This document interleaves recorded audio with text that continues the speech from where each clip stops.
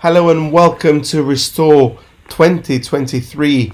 We are in the book of 2 Kings, and today we're reading from chapter 9 and 10.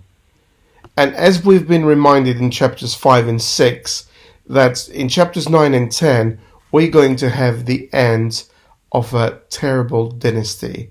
The dynasty of Ahab and his lovely wife Jezebel. In chapters 9, we have the instructions that Elisha gives to one of the prophets to go and anoint Jehu as a king over Israel. He does this in secret, and then when Jehu's fellow officers heard the news, they were ready to join in the revolt. They sound the trumpet, and they say Jehu is king. And actually, the problem is now that the king of Ahab's dynasty had to be dealt with. So he's in Jezreel, recovering from battle wounds. Jehu sets out to go to Jezreel. And it was King Joram, actually, who sees that there is this company coming. And Joram sends a messenger to inquire if this was peaceful or not. And basically sends another messenger, and the watchman gave the report. So they said that actually he drives furiously in verse 20.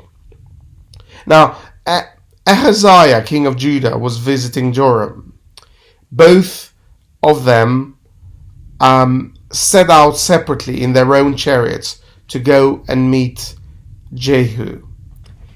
They meet at this special place, this vineyard.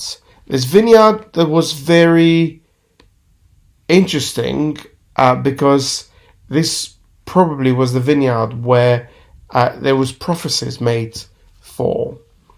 And unfortunately, at their first encounter, Joram realizes that Jehu has not come in peace.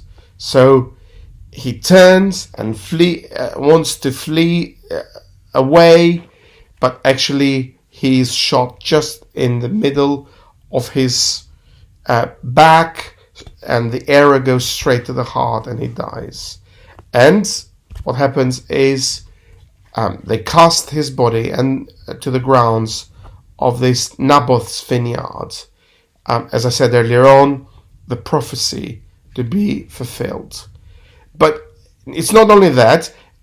Ahaziah flees away, but he dies at Megiddo, and his servants took his back to Jerusalem for burial.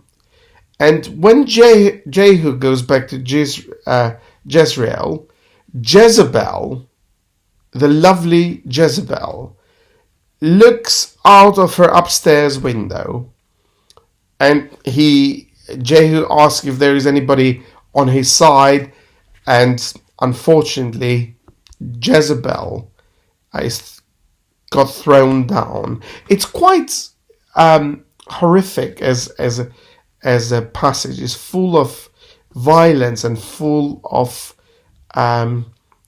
terrible details of what goes on in how to kill these guys.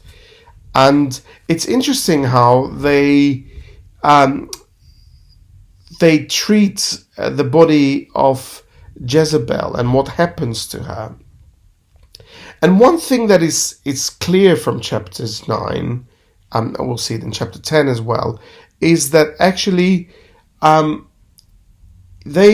Jezreel and the whole dynasty have caused so much trouble in the life of the people.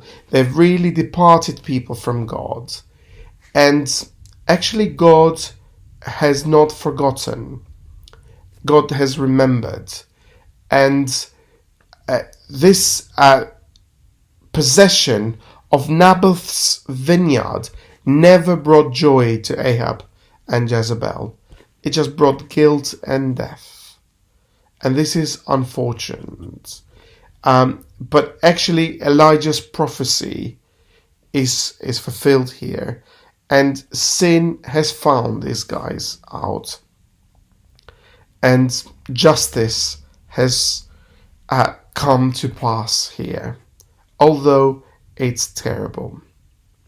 Then we move on to chapter 10.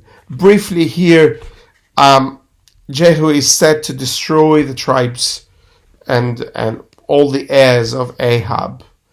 And actually, he does this without any hesitations. It's gruesome, as I said. And in the same time, he is set out, he's determined to destroy the worshippers of Baal or Baal. And he actually he calls for all the priests of Baal to come to him.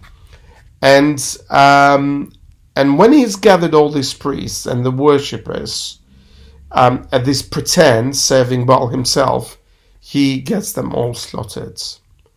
Now, who is Jehonadab? He was a leader of the Rechabites. They were devout worshippers of true God.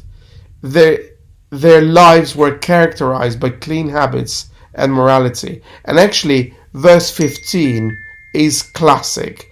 Jehu asks, "Is your heart right as my heart is right?" And Jehonadab answers, "It is." And Jehu says, "Well, if it is, give me your hand." He gave him his hand, and they rode together in the chariot. And actually, this passage is usually used as a basis for a call for loyalty and good friendship.